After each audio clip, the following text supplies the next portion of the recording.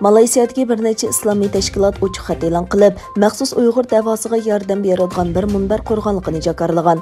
Tayvandan chiqadigan Bo'g'iz vaqti gazetining 1-yanvardagi xabariga qaraganda, irqiy qirg'inchilikqa qarshi Uyg'ur munbari nomli bu munbarning asosli maqsadi Xitoyning bostirishiga uchrayotgan Uyg'ur jamoatining qiyinchiligiga diqqatni markazlashtirish ekan. Uyg'ur xat Malayziya Islom tashkilotlari maslahat kengashining prezidenti Mohid Izami Abdulhamid va Osiyo ulamolar majlisining bosh kotibi Abdulg'ani Samsudin qatorliqlarning imzosida e'lon qilingan.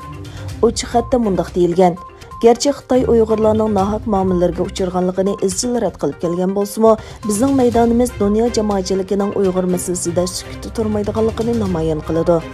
Ochiq xatda musulmon ellari va dunyo jamoati Uyg'ur masalasini hal qilish maydonida chang turishga hamda Uyg'urlarning insoniy qadr-qimmatini Xitoydan keladigan iqtisodiy naflarga tegishmaslikka chaqirilgan.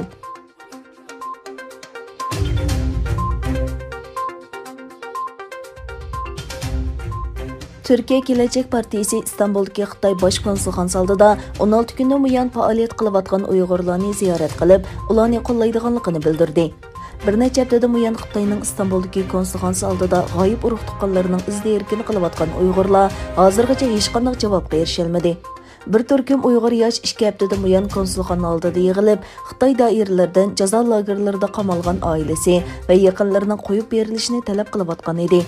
Gelecek Partisining ommaviy munosabatlarga mas'ul muavin raisi Selçuk Özdağ Efendi boshchiligida muavin raislar va ommaviy tashkilotlarning mas'ullaridan tarkib topgan vakillar umiki 5-yanvar Xitoy konsulxonasi oldida Uyg'urlarni ziyorat qildi.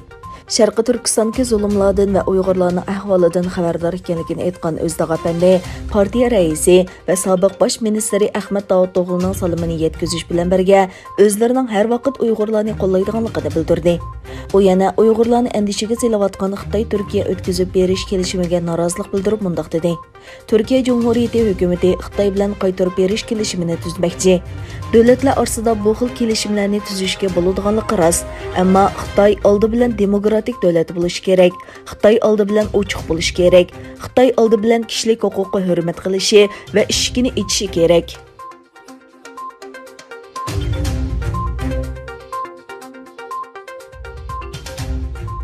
Dünya Səhiyyə Təşkilatının baş direktori Tedros Adhanom Ghebreyesus Xitoy doiralarining Wuhan virusining kelib chiqishini tekshiradigan xalqaro mutaxassislar guruhining Xitoyga kirish ijozatnomining texi to'liqlanmaganligini aytib, texi ularni qabul qilinmaganligini e'lon qildi. Dünya Səhiyyə Təşkilatı başçılığında xalqaro mutaxassislar guruhi bu hafta Wuhan virusi paydo bo'lgan Wuhanga berishi planlangan. Ma'lum bo'lishicha, Xitoy bu guruhining Xitoyga kirishi uchun kerakli ijozatlarni texi tamomlamagan. Bu emek asli tönögün Wuhan'da buluş gerek idi.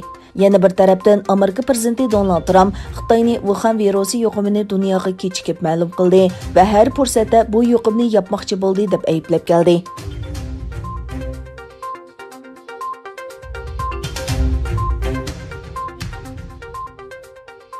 Xitoydagi 4 cho'ng davlat kontrolligidagi mulk boshqarish shirkatining biri bo'lgan Huarong mulk boshqarish shirkatining sobiq bosh direktori Lei Xiaoming sheriklik sababidan o'lim jazosiga hukm qilingan. Tianjin sud mahkamasining bildirishicha, Lei 2008-yildan 2018-yilgacha Huarongning bosh direktori va bank nazoratchilik hay'atining yuqori darajali amaldori bo'lgan mezgilda jami 1 milliard 790 million yuan para olgan yoki olmoqchi bo'lgan. Bu Xitoydagi eng cho'ng chiriklik delolarining biri bo'lib, Lei 2018-yili Xitoy Kompartiyasidan qo'llangan.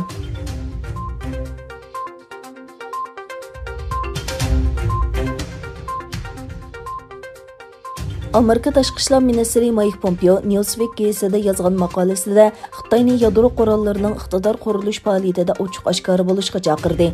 Pompeo Amerikaning so'g'uq munosabatlar urushi mezgilida Sovet ittifoqi bilan qurol yaroq kontrol qilish kelishimining xatarlik o'qishmasligining oldini olib, ikki davlatning davlat bexatarlik manfaati uchun xizmat qiladiganligini ko'rsatib mundaq dedi: Bugun Xitoy dunyodagi taraqqiyoti eng tez bo'lgan yadro qurollari zapasiga qarata ochiq oshkora bo'lishga yo'l qo'ymaydi.